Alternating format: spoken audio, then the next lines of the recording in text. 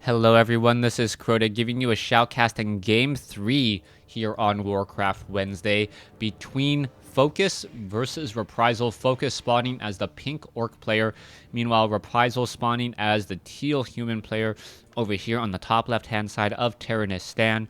Terranistan, one of the maps that have been in the map pool for a very long time, and both players should pretty much know this map very, very well.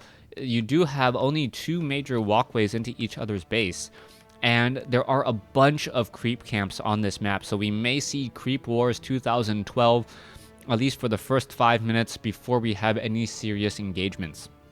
Now, so far, it has been a Blade Master versus Archmage battle, and I don't believe we will be moving away from that anytime soon. The strategies have been pretty consistent. In Game 2, Reprisal was able to last much longer and play much better, I felt, in just being able to take down or perhaps being able to put a lot more pressure to Focus. Focus had to be a lot more focused in terms of his overall strategy, and Focus in the end, after a lot of heals and the survivability and durability of that Blade Master, was able to take the game. Now we'll see what's going to happen in Game 3 in this series, as an Archmage has been trained and most likely a Farseer. So Farseer first coming in from Focus, and Focus perhaps opting to go for a Farseer since this is a more creep-friendly map. Generally, creep-friendly maps mean that you really want to creep very, very heavily. If you can creep very heavily, then you can get a stronger advantage. Perhaps we'll even see chain wave, a strategy that I talk about often but rarely ever see. Chain wave is very effective against priests and sorceresses. The problem is that chain wave is completely useless against spellbreakers. We'll see how all of that's going to work as the Farseer now makes its way around and looking to do some very early creeping, perhaps, or do a bit of early scouting. You can see now the one Spirit Wolf is going to try to run away, as a new Spirit Wolf going to sneak inside and pick up the Mercenary Camp. So the Mercenary Camp is going to perhaps pick up a Troll Shadow Priest. There it is.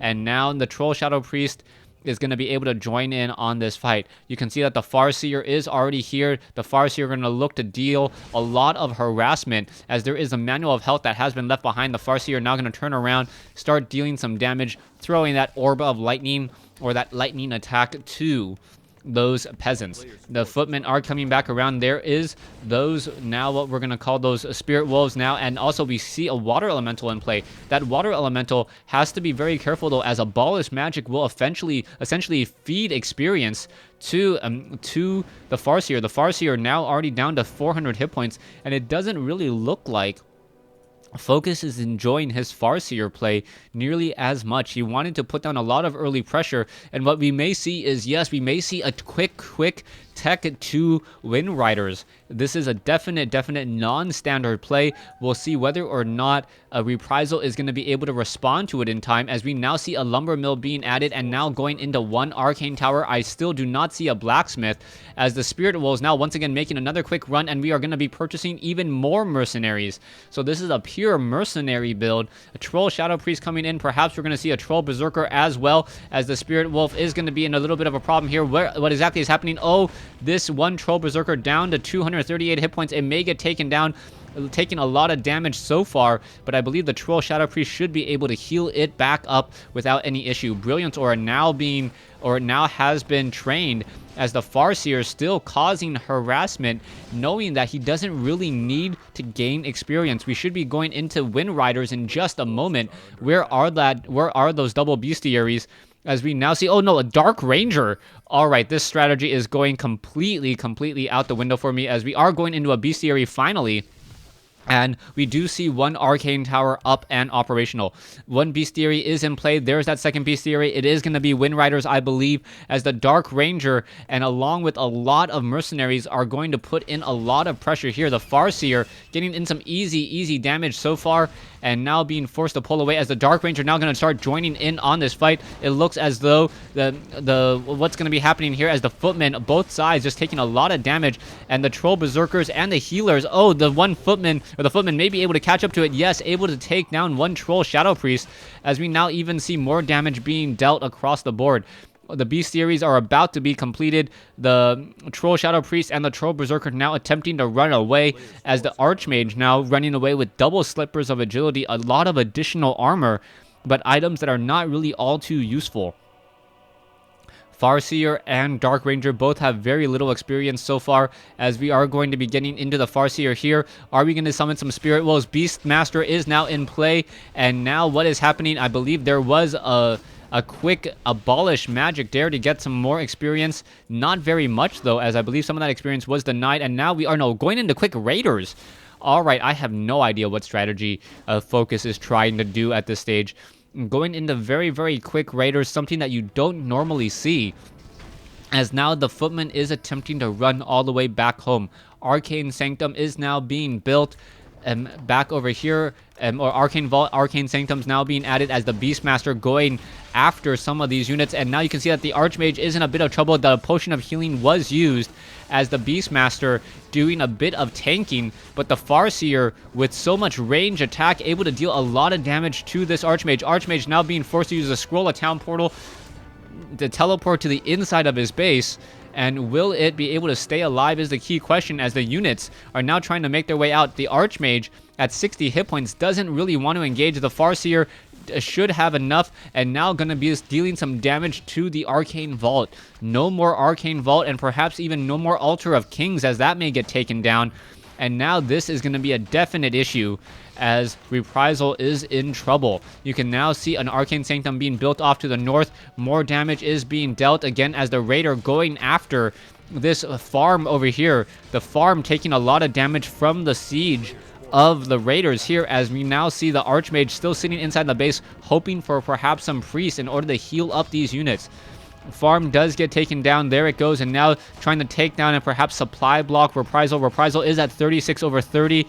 More Raiders joining in on the fight still. Is it going to be enough? Perhaps there is even pillage at this stage, as now another farm now taken down. So El of Suck at 36 over 30 again after losing 2 farms. And now more farms need to be rebuilt once more. The Raiders are hiding back over here. I don't believe... No, there's one Footman hiding here. Not going to be scouted out anytime soon, as the Dark Ranger and the Farseer now apparently attempting to run away. We are at Wind Riders now. 1 Wind Rider, 2 Wind Riders are in the air, and that is going to be a problem. Wind Riders very, very annoying, able to deal easy damage to a lot of these peasants over here, and now perhaps getting some damage onto the Archmage. Archmage now being forced, but there are Quill Beasts. The Quill Beasts are going to focus down, and it looks like the Archmage will get taken down. There it goes. The Wind Rider does perhaps need to back off, as it is taking a lot of focus damage, and there it goes by the Quill of a Quill Beast.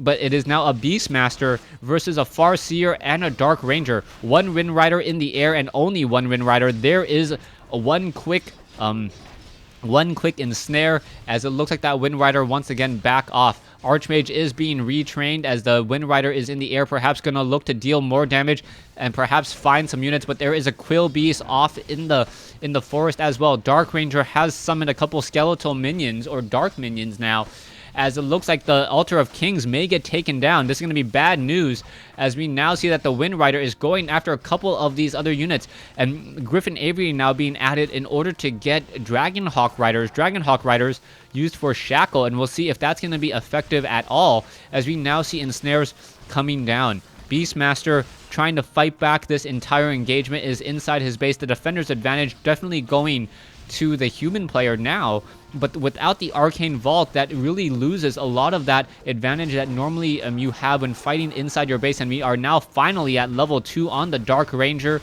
and on that Farseer. The Altar of Kings looks like it will be will now finish resurrecting that Archmage, and now the Farseer and the Raiders pretty much don't want to engage that much, knowing that there's no real reason to try to take down that Altar of Kings just quite yet.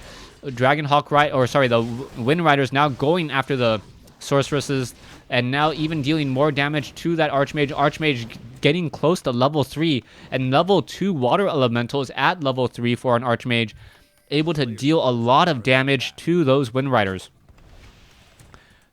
We can see that the Dark Ranger is attempting to run. The Farseer also attempting to run as well. Perhaps retreat and return home. We are getting more just units from the bestiary. More raiders are being added. I'm not sure if pillage was at all researched, as we are now finally going into a spirit lodge. The Farseer quickly sells some of his items, perhaps getting some healing salves. Going to heal up the Wind Riders as well, and the Dark Ranger. And perhaps do a bit of creeping. Creeping would be fairly helpful at this stage, as the Farseer now makes his way off to the north in order to find what he can do. Now, so far, it looks as though level 2, almost level 3. So almost level 3 on both of the human heroes, as we now have a decent number of sorceresses and priests. We can see that the Beastmaster is only at about 2.5, may get to level 3, and yeah, will get to level 3 after clearing out the Goblin Merchant Shop, but in comes the engagement, trying to take down a Scout Tower, and now trying to take down some Priest as well. One Priest does get taken down rather quickly, as we now see that the Arcane Tower is here. One farm does get taken out, as we now are going to have an engagement. Slow has been cast. Farseer now, there's a disenchant. Or is that a Dispel Magic? No, I believe it was a Dispel Magic, as there are no Spirit Walkers in this engagement so far. We can see that the Quill Beast, not quite sure, the Quill Beast is silenced, so it can't cast Frenzy, I guess, as now we have a Speed Scroll being used. Wind Riders are now desperately trying to run away. It looks as though a couple more of these priests are going to get taken down. One Raider may get taken down in this engagement as well. There's a Scroll of Town Portal, and the Raider does get destroyed before all of them do return home. Now, all of these units are going to once again try to re-heal and get back into this game. One Wind Rider down to 25 hit points. It most likely will get another healing salve in order to try to save it. And just trying to constantly heal up more and more of these Orc units. Now, Archmage and Beastmaster both at level 3. Level 2 Water Elementals, most likely, yes, level 2 Water Elementals. Also a Robe of Magi picked up for the Archmage to deal even more damage and have a bit more, a bit more mana. But Shamans now with Purge. All right, so Shamans with Purge is going to be the counter to the sheer number of summons that that Reprisal has at this stage. Purging Water Elementals and purging Quill Beasts will mean that all of these Wind Riders will pretty much go unchallenged. Are we getting even more Shaman? Yes, it looks like we are getting more Shaman as well. And we're going to have a total of, I believe, 4 Shaman at one point in the game. These Shamans are Adepts. I do not believe we are at Fortress. No, we are not going to be getting Bloodlust, but Bloodlust, always a double-edged sword. When you are fighting up against a human player, as humans can spell steal that Bloodlust and essentially be even faster than your slowed units. There is one invisible Dragonhawk Rider in the air. That Dragonhawk Rider keeping track and keeping tabs of the army. Nicely done, nicely played. However, we do not have Animal War Training, as we are not at Tier 3. No Animal War Training means that the Dragonhawk Riders are relatively low on hit points, 575 compared to 700, as the Water Elementals now have to be very, very, very careful. We can see 4 Wind Riders in the air.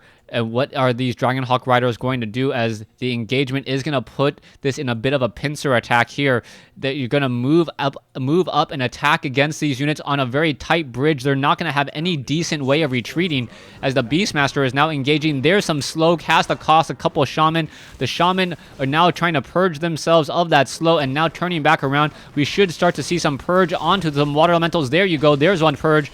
And another purge could be coming in. There's more purge coming in, as just the Quill Beasts have taken so much damage.